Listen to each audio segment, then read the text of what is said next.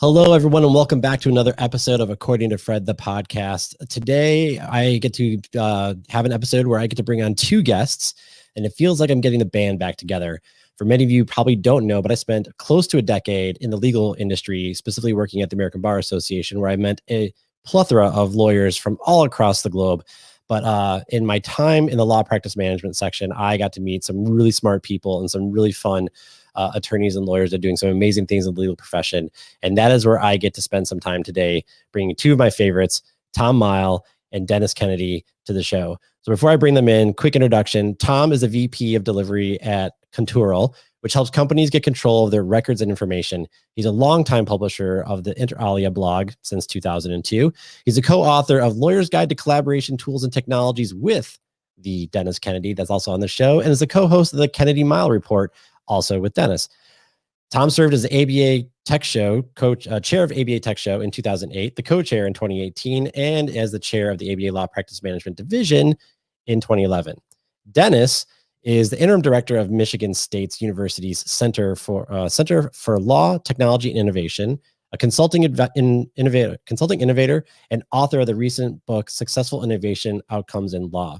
He's retired as a senior counsel for digital payments and labs at MasterCard. He's also a well-known author, speaker, law professor, blogger, and co-host of the Kennedy Mighell Report, which is also a podcast for legal technology. So without further ado, I'm going to bring in Tom and Dennis into the show. Hey, guys. Hey, Fred. Great to see you. Yeah, it's great to have you guys. It does feel like the band is back together. It does. We're probably missing Dan Pennington. It's probably the last one if we really want to kind of pull the band back together. But we're missing a bar too, but that's okay. Yeah. We can all certainly had some fun times at conferences for that over the years, for sure. Well, thanks again for joining me today. Like, I didn't know if I was ever going to kind of revisit the legal technology roots or just technology and legal kind of in general, but I couldn't pass up the opportunity to grab you two for a little bit of time to jump on a show. So I really appreciate it. We're excited. Yeah. So to kick things off, let's kind of just set the stage. You guys have been in, law for your careers, but publishing, and more specifically content publishing in the legal profession, for forever. I mean, I would definitely say you guys were some of the trendsetters when it came to publishing at all. And so with, blogs in the late 90s and Tom, you in early 2000, you guys, what made you decide you wanted to start blogging, sharing your knowledge and insights online in this free format? This medium of the internet came out to be. Like, what drove you into deciding we're going to take technology that we see in front of our faces and we're going to utilize it to do something that is not common amongst others in our profession? So I started before the blog. I was putting out a newsletter called the Internet Legal Research Weekly.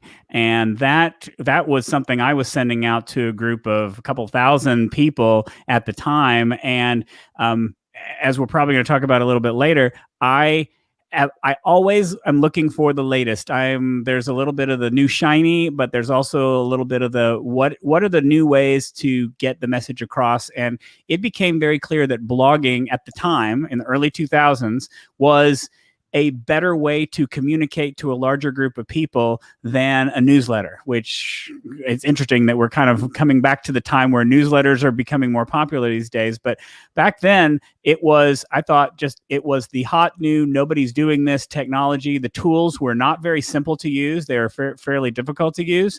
But it was really about reaching the same audience I was reaching with the newsletter, but a bigger group of people, and in a different medium of publishing that would allow me to instantly get stuff out there rather than have to worry about sending something to somebody's email inbox. Yeah, and Tom started his blog slightly before I did, but I had been publishing on legal technology since the mid 90s with columns and articles and all those things. I think I had a newsletter as well, but there were a couple things that came together for me, and one was I just had this big interest in RSS, and truth be told, I didn't so much think about that I was creating a blog as that I had found an easy way to do an RSS feed, which was more important to me at the time. So it's kind of like a weird thing, and now I can kind of say it that way because at the time nobody understood what I was talking about. But so my Tom and I are a little bit different than some of the early law bloggers in that I was probably one of the most established writers who already had an audience and then kind of moved it to blog, and other people just started blogs. So I think there's this great definition of blogging from Dave Weiner, who's the inventor of blogging, that says a blog is the unedited voice of a person, and that's kind of the other piece of it. So there's a technology interest, a channel interest. How do I get my stuff out to a new audience in new ways? And there was also this thing that said, well, I realized at some point I was, as I told people, that I was not a lawyer who also wrote. I was a writer who happened to practice law, and I wanted to find a new voice for me, a new audience, and some new things to write about. And it all kind of came together in a blog, and it was a great experiment. And now, 18 years later for Tom, and soon to be 18 years later for me in the spring, it's something that we really took to. Well, I mean, it was real quick what he said. Dennis, you may have been established. I wasn't established. I had a newsletter. I had a modest audience, but I would say that none of what came later for me would have happened without the blog. That was the vehicle for getting recognized by ABA, by wherever I was. I started getting invited to conferences and seminars and things like that, and that's really what got it really rolling for me. And when we were working, or when I was at the bar, this all fell into like the legal marketing kind of component, right? It was this publishing vehicle. It's like Tom, you just mentioned this is how you got recognized. How much flack did you guys get early on about like, why are you doing this? And why do you think it's like important? Because there were definitely those out there setting the tone, but you were really out there in the forefront. So like, did you get flack from other lawyers saying like, that's a waste of your time? I don't understand why you're doing this. Like, why are you sharing this type of information out in you're not giving legal advice, but you were at least giving a perspective. Like, did you get kickback from that, or was it a more confusion? Tell me a little bit more about like how is like that built up or didn't happen? Well, I would say that I got no kickback, and there are two reasons for that. One, as far as my work was concerned, it was a side project. It was nights and weekends, and they didn't care as long as I'm coming to work and practicing law. Now, ultimately, I parted ways with my firm because they didn't really like the interest I was taking in technology, and they wanted me to practice law more. So there was ultimately flack going on there when it became more of my work life than they wanted it to be.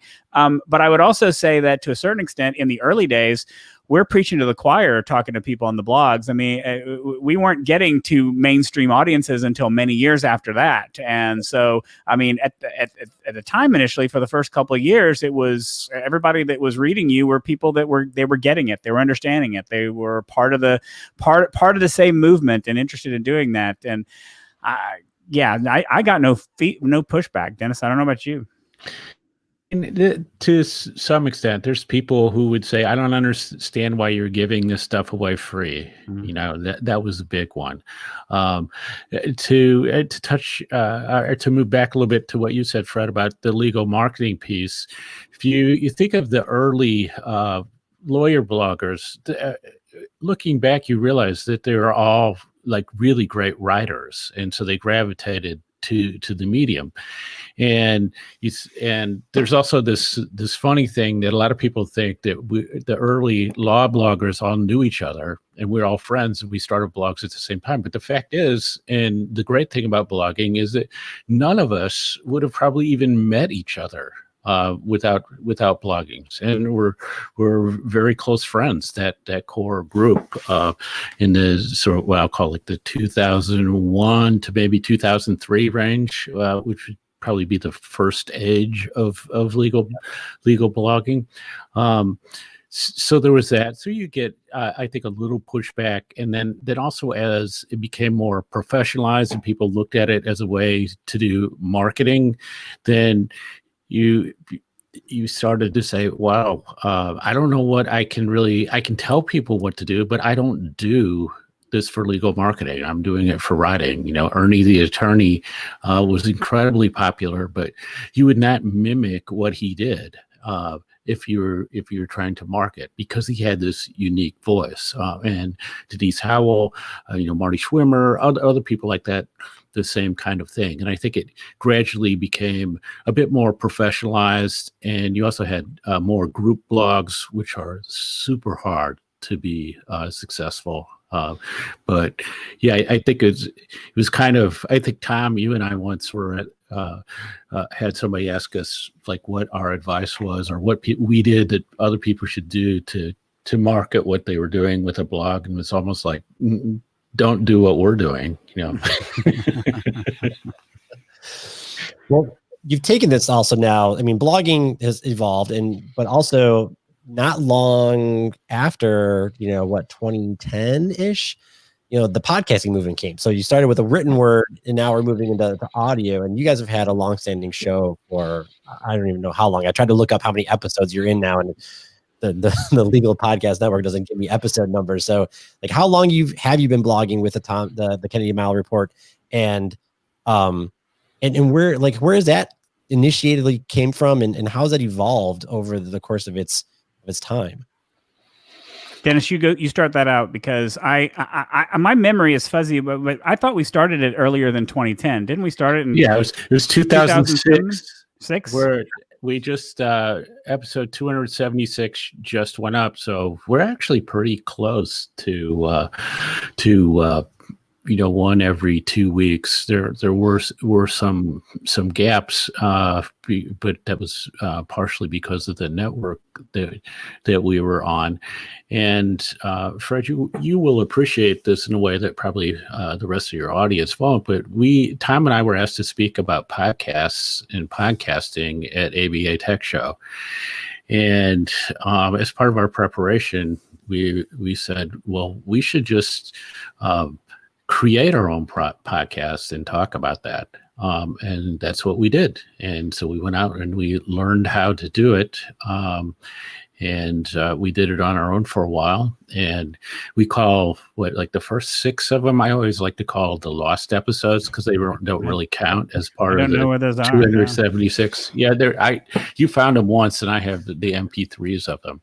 And, so that's, so I guess that puts us at 282. But I think the big thing for us, not that long after we started, was going to Legal Talk Network, which has now existed in two forms. So I think that's really the background and the story. But it was like just another experiment, because I was like, I'm good at writing. I don't know that I want to do speaking, the radio type of podcast format. And it turns out that I now like the podcast format. Podcasting in some ways is even easier than writing.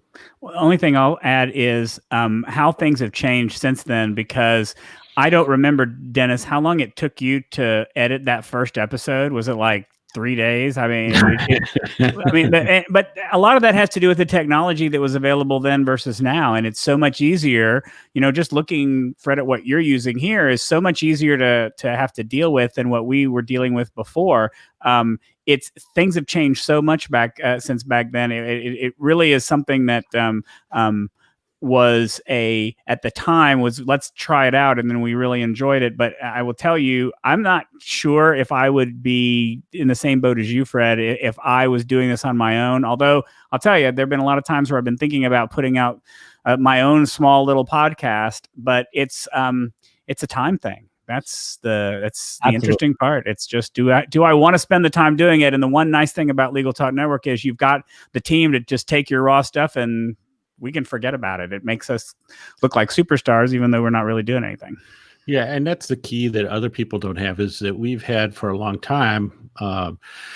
Legal Talk Network came to us and put the show on. And so I think I mentioned to you, Fred, last night that we're sort of the talent. So Tom and I do the shows and we record it and we send the recordings off and they mix it and they produce it and they distribute it and they do all these things that are incredibly time consuming. I sort of felt it was like probably just a three to one kind of time thing. So say you did a half-hour podcast, it would take you like at least an hour and a half of editing to clean out, depending on how concerned you were about ums and uhs and cutting things out and that sort of thing. So time commitment is really big. It's nothing like video, which to me video editing is like at least doubles or triples the amount of time you would spend editing. Yeah, the time consumption is definitely something I've learned. When I decided to do the podcast and start the podcast, the thought was like, oh, I've done a few dabbled some things with work, and I thought, like, how hard could this really be from the whole overall process perspective? And like everything else, I've probably started 3 different blogs over the course of my time of knowing you guys from back in the day, and finally settled on my brand and have settled on kind of my domains and kind of getting some things organized in that perspective, but. The writing part is like, oh, I got to write. And I have ideas written all over the place. I got probably dozens of blogs half started. And I'm like, well, if I just talk through these things, it's got to be easier than writing them out. And man, was I wrong. We're 12, 13 episodes into the According to Fred podcast. And honestly, like it had a big hiatus in the middle. I thought like COVID was going to give me all those times. I'll be from home. And so all that commute time I can like dump back into this. And that was a whole nope. Kind of moment. But the editing part, learning all the different editing, now adding some video components in, thankfully, software like StreamYard and others out there make it easier to kind of set these things up. But it's a production and it's an investment in time. So yes, I'm jealous that you have just like, hey, we're going to send files over and they're going to take care of it and distribute it. And I'm the one's got to think about like, where is it going to get distributed? How do I get listed in all the different networks? Like, do I probably should have a blog post for every episode that I have out there. That's not happening the way it should. I mean, there's just all these other components to it. So while I enjoy the podcasting, and probably also why I only have like 4 solo episodes and the rest are now interviews, because these tend to be easier to kind of set up and execute on. These are way easier. Yep. Than doing a solo topic. It is. They say it's a 1 to 3, right? For every hour that you have, expect 3 hours of editing to get ready to publish and distribute. So it really does depend on how much you want to take the ums and ahs out, how professional you want to get with it. Sometimes you just have to don't overthink it. And I think the best thing about podcasting is that the authenticity aspect of it. Like you can set up the best show notes ever, you can set up the best outline, but if you get on a good rant with someone and a good topic and it's engaging and authentic, that to me is, I don't care if I have 100 listeners or 5. If people engage on that 5 and they feel this entertaining and it gives them information, then I'm all for it. So, but you guys have a format you've developed though too. Like you have segments and you have spots for sponsors and you have kind of these recurring things. So tell me, how is that something that Legal Talk Network worked with you on? Is that something you developed on your own? Like how did that evolution happen? Because I think that's a big aspect of sustainability. Like anyone could just talk, but it's taking that radio show format concept. It's taking things like segments that people like want to get engaged with and want to hear again on the next version. How did you evolve your segmentation of how did you evolve your show? So we took our inspiration was actually from the ESPN show Pardon the Interruption. I mean, we liked kind of what they did, although what we wound up doing was that kind of helped us think about putting things into segments and saying we want to spend a short amount of time. We have a long topic, we have a short topic, we have some parting shots, big finish like they have on Pardon the Interruption. That has evolved to a certain extent, whereas our second segment has kind of evolved over time. There was a time where it was, I can't remember if it was just called Tom's Rant, but it was a time where I had a chance to just yell about something I was mad about. And I guess I've mellowed out because we stopped doing those. We started doing listener questions for the B segment. I will tell you, and this will be my little rant for here, is the biggest problem we've had with this podcast is getting Dennis to commit to speak to guests on the podcast, which you are totally right, Fred. 1,000% easier to do a guest podcast than have to come up with stuff to research a topic and figure out what you want to say. All we got to do is ask the questions for the most part. And Dennis, I wanted to shake him. Sometimes it's like it took forever to start getting guests, and now we're finally doing it. We're mixing those in, and I'm happy about that. But really, it's about, I think, keeping things different. So we kind of right now are like, we have one where we talk about a topic that we're interested in. We'll talk a little bit more, maybe a little bit more later, about this whole second brain thing that we've been doing lately. And then having and interspersing that with guests. And I think that we get to say Legal Talk Network doesn't really tell us what to do. They have suggestions on how we do things, but we're pretty much the directors of the podcast and the content that we want to put on it.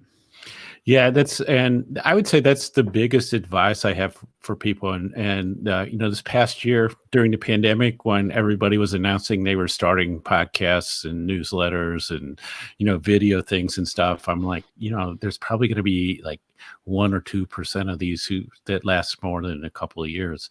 And so from the beginning, I always said, you got to see it as a show, and you got to think about it that way. Kind of imagine the audience, that if you think you're going to have sponsors or ads, you have to build in spaces for that. And there's a format. It has an intro, it has an outro, and there are segments. And then within that format, you can experiment. And that's what we've done, as Tom says, primarily with the B segment. What Tom likes to leave out on the guest thing, which I like doing when we do them, is that the logistics of lining up guests and making sure their equipment work and they're available when they're available and all those sorts of things, that is actually very hard. And that was the part that I resisted. But I like doing, having the guest segments. I think we're working up, a nice mix, but mostly because he turned over the logistics to me.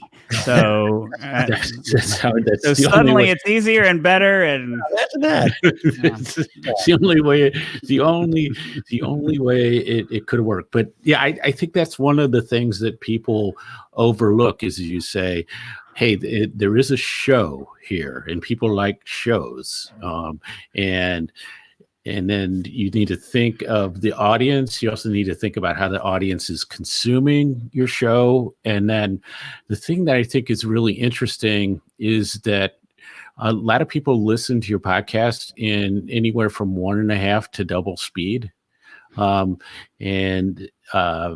which doesn't really change your thinking necessarily, but it helps you kind of think about what it is that they're doing. And it used to be you were thinking about people commuting. This past year, that's kind of gone away. Used to think about people listening while they're working out, that sort of thing, and then that affects the length of time of your podcast, all those things. But it comes down to show. Yep. Yeah, for sure. So you guys co-wrote a book around collaboration and collaboration tools. So, you've been in the technology space for a while, but tell me how that book kind of came together. Was just because you and Tom, you and Dennis really jived together and decided this was something that you wanted to do, and you just kind of picked the topic that you both agreed upon? Or how did this book come together? So you're in your second edition now, which means you've done this more than once, right? You've updated this with some newer content. So walk me through, or kind of talk through, like, how did this idea come to be? What passion was behind it? How is this kind of evolving? Is there a third edition going to come out at some point? Because technology continues to evolve, and law's still around. You go. Do you start, Dennis? Well, first of all, Fred, thanks for tossing up that lab for us. Because there is a new version in the works that you didn't know about, and nobody knew about until right this moment in breaking news. The ABA had been after me to write a book for a while. And they were saying, you can write on anything that you want. And I said, yeah, I don't know that I have the time and can do a book. And Tom and I had started writing a column together. It was just really easy for us to write together. And so he said, well, you can have somebody else write the book, do most of the writing. I already said, you can have a co-author. And I said, you mean I could write a book with Tom Mighell? And they said, oh, yeah. And so I went to Tom, and we kind of went back and forth on the things that we could write about, and we picked something that we thought was kind of looking forward to the future, or that nobody had really talked about, and that we had touched on in our column that we were doing at the time. And it was just everything kind of fell into place. And, in 2020, we just looked like we were ahead of the world on the whole notion of collaboration tools, because that's what people live on this year. Well, and I think I think that's right. So the other announcement is the third edition is going to be tentatively titled the Work from Home Edition, because what's sort of interesting to both Dennis and I is that we wrote this book back in 2008. We wrote the second edition 10 years later. And then suddenly in 2010, when everybody goes home to start working, it's like, oh my gosh, there's this whole series of collaboration tools that nobody knew about. What are the odds that these things ever existed? And a little frustrating to us that people are finally discovering it. But I've said on many interviews and podcasts lately, never waste a good crisis. So that's kind of what we're looking at here, is to figure out how to look at the current issues, because even though working from home may modify as things start to go back to normal, I don't think it's ever going to be completely 100% back to normal the way it was. There's a lot more remote work that's going to happen,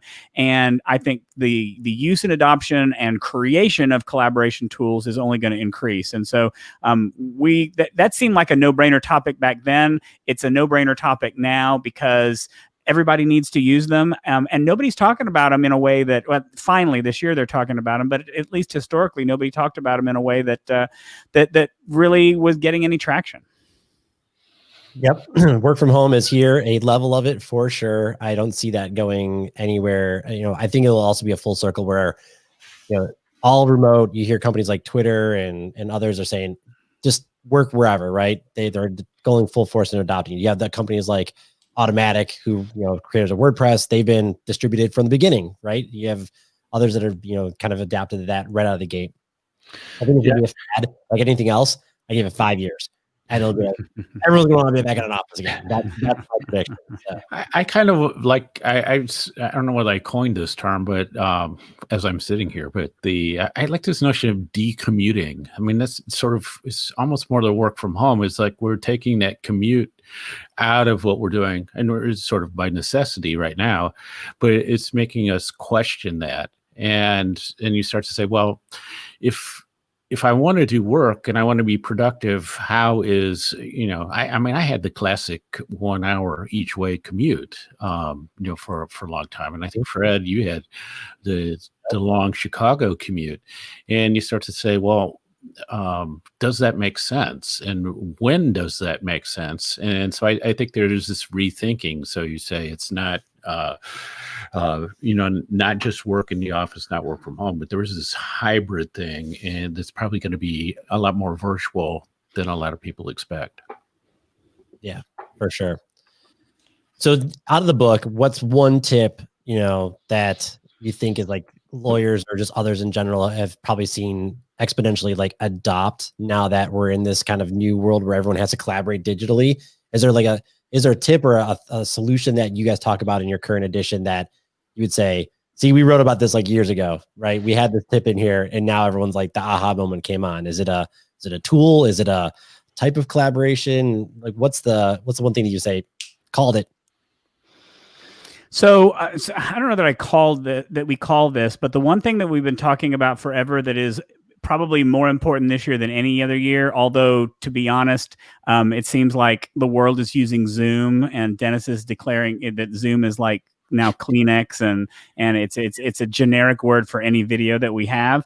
But using the tools that your clients are using the tools that your collaborators are using. It's not just enough for me. And sometimes this is frustrating for me because I like to try a lot of things out. But if you're a lawyer, if you're in any business and you decide, I want to collaborate with somebody this way, I want to use a tool to work with you on this document. Is it going to be Google? Are we going to use a Microsoft Online to collaborate with information? Are we going to use Slack or Teams to communicate with each other? coming to some terms with the right tools, because if they use a different tool than you use, then there's no collaborating going on. And this is something we talked about before, was first figure out what your clients are using or want to use. And if they're not, then go to them and explain to them why one tool might be better than the other. So Dennis, I don't know if you have another tip you can think of. Yeah, I mean, I just echo that so much. It's like, make yourself easy to work with. So we have this notion of co-collaboration. Like, you can't make a collaboration tools choice in isolation. And you hear this a lot from clients of law firms who say, I use this tool, but my law firm is making me use X, which doesn't make sense for us and is a big problem. And you're like, no, as a lawyer or anybody who's a service provider, you need to match what your client is using to the greatest extent you can. So I think that's especially important. So make yourself easy to work with, and then also say we're always big on the simple wins. So the initial thing that came to mind when you asked this question is Doodle. It's like, oh my God, how many hundreds and hundreds of emails have I sent and received over the years with people saying like, hey, does Wednesday at 9 a.m. work for you? And now when somebody says, hey, just come to my calendar, use Doodle and we'll pick a time that works for everybody, or go to my calendar and just put an appointment on it. There are a lot of amazing little tools, and there's also a lot of collaboration built into things that people already have that they aren't aware of. So it's not April 15th, so it's okay to use the word audit now, but like that's another one of our tips, is audit the actual collaboration tools you already own. So it's amazing that you bring those up, like Doodle and Calendly is another one that a lot of people use. I see. I've been taking a lot of notice in what Microsoft has been delivering now in the Office 365 products. And there's another podcast, I'll solo this one, but I've been amazed more recently because I've been upgraded to the new Outlook. So, and then we use Teams at work, and we use a lot of these, tools. And I've started to notice if my recipient outside of my organization is also an Office 365 user, I'll see if they're green, red, I'll see their dots start to show up. And, they're like, oh yeah, we could do Teams now, where you had to kind of default to like a GoToMeeting or a Zoom or some other third-party tool when it was just so hard to do a Skype call or something else. So like, I feel Microsoft has gotten really into the game, and this goes back to Satya Nadella. Like, I read his hit refresh book, and I also big on digital assistants. So there's gonna be a circle around when I'm going to come back to this, but Siri, Google Home, Google Assistant, Alexa, and Cortana was in there. And Cortana was always like besides Bixby. I mean, I would probably say Bixby. Cortana was in there. And Satya wrote in his book that they decided to transform Cortana into the AI that's for the business world. And now I'm seeing that come to life, where I have like this insights component now to Outlook, where it can look at, hey, let's schedule some focus time, and let's block your calendar out, where Teams and Outlook and all these notifications go away so you can focus on things, and let's analyze who you're collaborating with. And I'm starting to see this insights on stuff, and I'm like, holy cow, like my productivity is going to totally change in 2021, as I've noticed over the last couple of weeks, this new set of solutions that are being at least released to us, but noticing more and more how this is changing how I'm going to work in the future and collaborate with people outside my organization as well as inside my organization.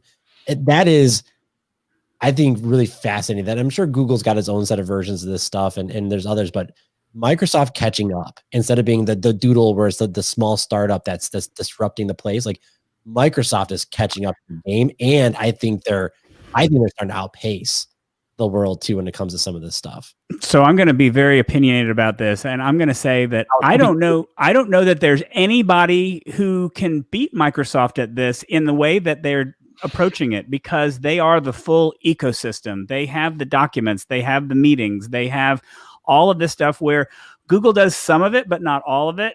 Slack can't do all of it. That's why they got bought by Salesforce, which I think is very interesting also. Zoom has got the video down, but not much else than that. I would say, and part of the reason why I resent Dennis using Zoom as a verb is that in my company we use Teams. We completely ditched our phone system and we only make Teams calls now. All of our meetings with clients are on Teams, and then I would say probably 80% of our clients are using it on their end. We probably have 20% who use Zoom as their tool, but I am in Teams all day long now instead of Zoom. Dennis is in Zoom all day. I'm in Teams.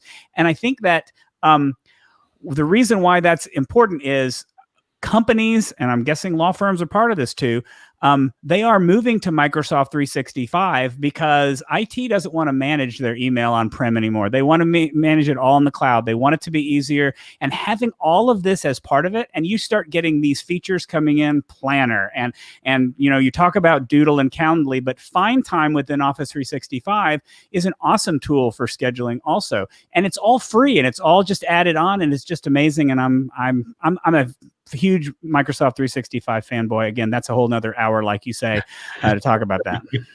And I'm going to surprise Tom by 100% agree with him. I know you're and then also and I want to recommend a podcast we did with the customer evangelist for Microsoft Teams. It was a couple months ago, Tom. That was great. Really gave some insights into what could be done with Teams and how you can learn it better. But I like the fact that everything is in one place. In the teaching I'm doing at Michigan State, when I taught a class at Michigan Law School as well in the spring, all the classes were on Zoom. So that is, makes that the platform for teaching. So I'm doing some experimenting there. But I like what Microsoft is doing. I agree with you, Fred. For your listeners, if there's one book to put on your list, even though it's a couple years old now, that Hit Refresh is just a great book about the future, and understand the vision of Microsoft in this. And I think that makes sense. And is one way to get around all these different silos, as Tom pointed out, because you're like Slack, you're going like, okay, so what's going to happen when it's inside Salesforce and I'm not at a Salesforce enterprise? What are these things going to look like? Whereas the Microsoft stack, which does seem to keep growing, you're like, oh, wait, here's a whiteboard tool. Here's, there's all these things there. And it's that kind of, it's right at hand. Everybody has it. Once you get away, I think in collaboration, you need to get away from like, what's the best tool? Like the best tool is the one that works right now, that's accessible to everybody working on it.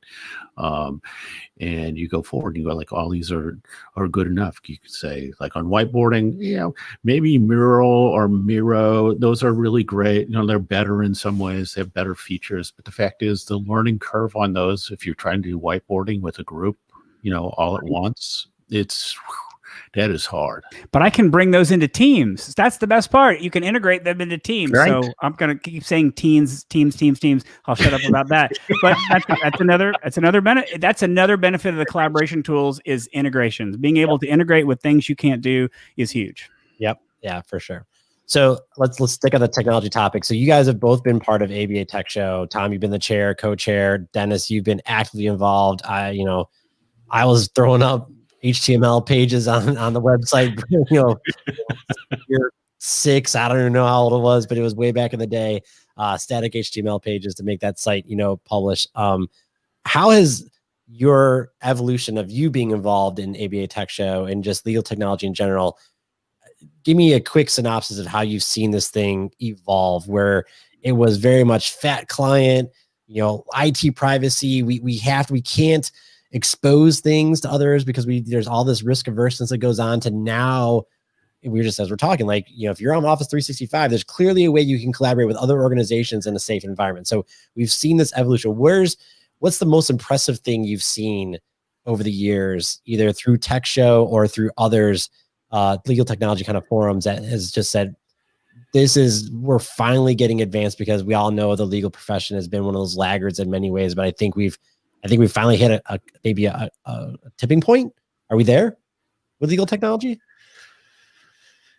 Tom, you want to take that one on first? So I actually, if I'm thinking about, if I use Tech Show as an example, for me, one of the things that Tech Show traditionally was a show for small firm lawyers. It was not really for big firm lawyers. Big firms, the lawyers in those firms, they relied on their IT departments to provide their technology. Why do I need to learn about technology if my IT department's doing it for me?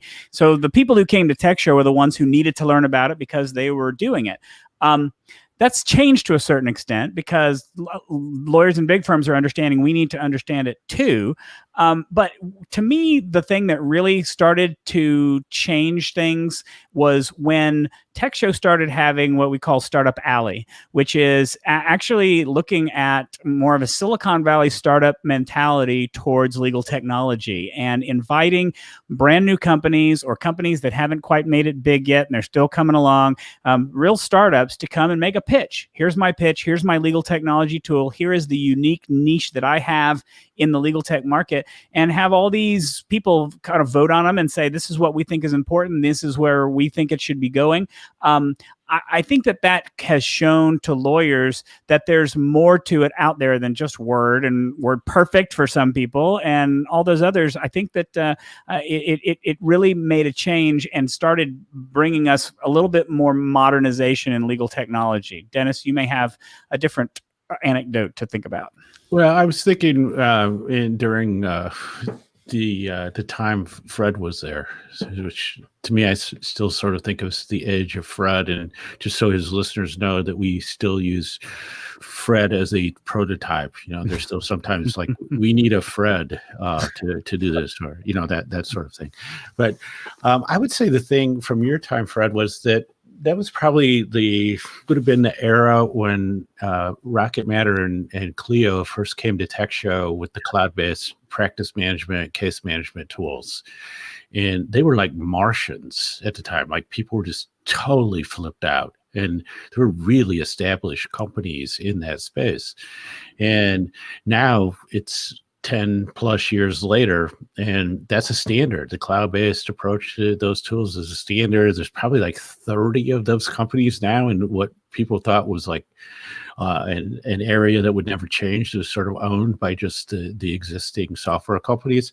So you see those kinds of changes, and I think part of that, so I would say that it is kind of the flip of startup that Tom was saying. So I think that what has happened now was back in those days, if you left a law firm or starting your own small firm, that your hardware, software, services, training, all of that could run, the capital costs could run $50,000 to $100,000 easily. To set up your office with technology. Now you can graduate from law school, pass the bar, use the same laptop that you were using during school for the most part, subscribe to these cloud-based services, have expenses that are probably below $1,000 a month easily for your all your technology. And you're in the cloud, and you have a new law firm set up and going, and you can focus on revenue and practicing. And I think that's really important. I think that'll be really important in 2021 because unlike many other people, I believe there's going to be huge shakeouts in 2021 that we've maintained through 2020, but we're going to see lots of layoffs and lots of change, and people are going to be going out on their own because they have to. And I think that move to the cloud and the low capital costs of doing that, I would say is the biggest and most important change. Yeah. Yeah, I've definitely seen the evolution, and then certainly been watching what Clio's been up to. I mean, their Clio Cloud Conference, they've built an ecosystem around that, and Jack Newton is doing amazing things with that company. They're setting the gold standard for sure, and you got other companies like Thomson Reuters are still making some moves and introducing some new software, and everyone's playing catch up. I mean, granted, I have been out of the game for a while, but I don't hear LexisNexis anywhere near as much as I used to hear. I'm hearing all these other solutions, and they're the behemoths that probably wrote the cloud off to a certain degree out of the gate and now are playing catch up. And that's maybe a naive statement because they're probably doing some things that are amazing as well. But not like I think a lot of other companies are doing. Well, they are, but it's catch up. And I remember It was in the same time period, 10 years ago, and I was at the like a big user conference, gave the keynote for one of the big companies, and listened to the presentations, and I was like, oh my God, you are like supporting like with at huge costs, like 6 old versions of this installed software, and you can't get your people to update. Like everything about this situation says cloud. Yeah. And they were like, yeah, we're thinking about it, but we're not sure our customers will accept that yet. I was like, if you don't move, like somebody else is going to be there. They're going, yeah, well, we have loyal customers. I'm like, yeah, but the new customers, new potential customers won't be. Yep. All right, so we're getting to a point where I like to do my one segment that I have, where I call it kind of a lightning round. So I'm going to ask you questions, give us like a kind of just a sometimes yes or no, sometimes they're just kind of a quick one-off. They're supposed to be fast, so don't think too hard about it. I got 4 or 5, and then we kind of do some parting shots of kind of the show. Because we started this whole podcast off around content. So, what is your favorite medium to create content today? So my current favorite medium right now is Substack, is using Substack for newsletters. I'm seeing that newsletters are having a moment these days, and Substack has created a community where you can write a newsletter and get paid for it. I'm incredibly intrigued by that. I'm finding some actually really good content on there too. So that's my current favorite that I'm intrigued with. And they just introduced a new newsreader option. Which, let's not talk about that yet. It's a version 1. It's a I called a whole tirade by Rick Clow on that one on Twitter the other day around it all. So that's the whole thing. So Dennis, favorite medium to create content? It's funny because on our podcast we asked the same question, and I'll tell you my least favorite is tweet streams, and my current favorite is Mighty Networks, where I've created a community there, and that's kind of going to become my new medium as I become somewhat less public in what I do, and put my best stuff into a community. Got it. Okay. Favorite medium to consume content. Dennis, I'll start with you. Oh, it's still podcasts, I think, at 1.5 to double speed. All right. Just so I'll give a different answer. Feedly, RSS feeds, I still do, but that's a close second with Twitter. Twitter's almost become a quicker consumption tool than RSS feeds. Okay. On the consumption topic, what do you think is the next medium for content consumption? Is it VR, something else? I'll give you a quick tee up. What do you think is the next medium on how we're going to consume content? Go ahead. I love the VR, thing. It's probably like a little ways off yet. I'm really intrigued by that. But I just think the very short form video is also going to be super interesting. Okay, so Dennis took both of my answers because I think there's definite possibility with VR, but it's less about content consumption now and more about recreation. And then stuff like TikTok, short form video, I think has great potential. I'm very interested in that type of medium. Awesome. All right. I think we're gonna wrap it there. You guys have shared. We've had some great stories for the episode today. I really appreciate you guys coming on and spending a little bit of your time on a Friday to catch up. Hey, Fred, can I jump in with one other thing just for people to think about? So I've been thinking about GPT-3, which is this sort of breakthrough in AI potentially, and I'm sort of thinking the AI that reads longer form content for you and creates summaries from it could be super interesting. Node, the $3 billion node. That's the GTP3. I've heard a little bit about this thing. I think you're right. I think it's gonna be interesting where AI can come in and mix and do some summary. Like I'm still dreaming of the day that Jarvis is in my house on my own server, not someone else's. But I want that next level thing that can help me do all that type of stuff. I'm not quite, maybe it's already there and I don't know where it's at. Maybe Tom's taking his head. Feedly's already doing it. I mean, Feedly has, for the premium subscriber, they have their feature that summarizes their articles. I don't know how good it is. I haven't really been paying attention. I haven't gone back to the original article, but that's at least what I'm seeing in my summarize. What? Is that Leo? Is it Leo who's the name that they've given it? I forget. Yeah, they've named it something, but they have an AI tool that is in the beta stages of summarizing the article. So in my little clips, I'll see these little bullet points where they've summarized what that was about. Got it. Quality, I don't know. I see, but it's. I'm a Feedly Premium subscriber. Maybe I'm just missing it too. Well, there's several levels of premium. Yeah, you got to go up another level because I was at the. Yeah, I thought I was at the top level and I wasn't either. All right, so we're going to wrap up. And so right now, I'm going to just give some quick shout outs. So Dennis, you are found at DennisKennedy.com. That's where you can find all the fun things that Dennis is doing, including his Idea Propulsion Lab. I'm sure I've got a link over to that. Yes, and at Dennis Kennedy on Twitter, which is probably where, as Tom would tell you, I'm most active. Okay. I'm not trying to believe you. So Tom, you're at interalia.com, right? Not .com. I think it's .net. And actually it may be tommighell.com. And I was going to see, where am I these days? Because they changed it. They changed it around when no, it's not tommighell.com. It's you know what? Let's, to the extent you have any show notes anywhere, I'll give it to you, but it's that's a good question. You've got right here at Tom Mighell is probably the best way to get in touch with me on Twitter. Tom Mighell. And then your show, which goes weekly, I think you said, is the Kennedy Mighell Report every 2 weeks. Yeah.